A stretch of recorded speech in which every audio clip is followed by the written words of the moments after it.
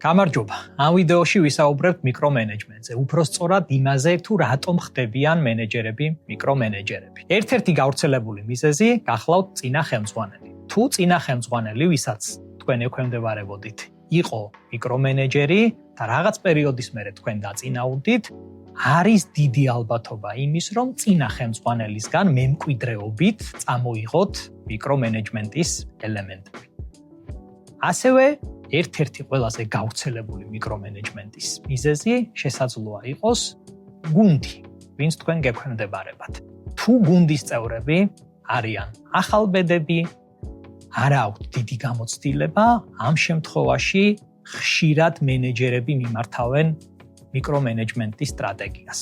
ერთვებიან აბსოლუტურად ყველაფერში, ცდილობენ რომ მუდმივად ქრონიკულად აკონტროლონ თანამშრომლები, ჩაერთონ პროცესებში ისე რომ სისხლი გაუშვონ, რასაც ქვია თანამშრომლებს, რაც ბუნებრივია საბოლოო ჯამში არაფერ კარგს არ მოიტანს. გამოიწვევს თანამშრომლების დემოტივაციას, გამოიწვევს ავტონომიურობის დაკარგვას თანამშრომლებში და დიდი ალბათობით გამოიწვევს იმას, რომ შემდგომ ეს თანამშრომლები ყველაფერზე მოგმართავენ თქვენ. აბა ამას გადამიხედე, აბა მეილი უნდა მივიწერო და მოდი ნახე რამე შეცდომა ხომ არ აქვს და გამოდის რომ ფაქტიურად თანამშრომლები აქეთ იყენებენ თქვენ რესურსს. ასევე მიკრომენეჯმენტის მიზეზი შეიძლება იყოს ერთ-ერთი გავრცელებული უნდობლობა გუნდის რომელიმე წევრის მიმართ. გუნდის რომელიმე წევრმა დაუშვა რაღაც შეცდომა და ამ დროს მენეჯერი აკეთებს განზოგადებას, რომ ეს შეცდომა შეიძლება სხვებსაც მოუვიდეს და მოდი მე მაქსიმალურად უნდა ვაკონტროლო თანამშრომლები, რომ ამ შეცდომას აღარ კონდეს ადგილი.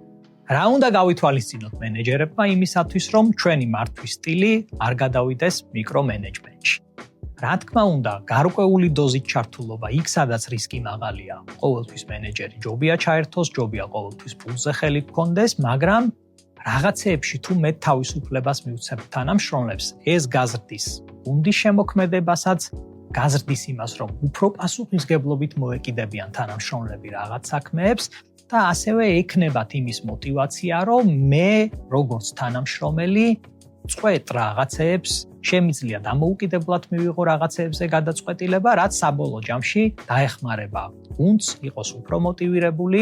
შესაბამისად, მენეჯერებო, ხვალ როდესაც მიხვალთ სამსახურში, თითოეულ თანამშრომელზე ჩამოწერეთ დავალებები, რასაც აკეთებენ მიმდინარე საქმეები და შეეცადეთ ამოარჩიოთ ამ დავალებებიდან ისეთი დავალებები, რომელშიც თქვენი ჩართულობა და მიკრომენეჯმენტი უკვე აღარ არის საჭირო. ცადეთ დააკვირდით ერთი კვირა და შეიძლება აღმოაჩინოთ, რომ თანამშრომლები მოტივირებულად, ხარისხიანად და იდეალურად უმკლავდებიან იმ დავალებებს.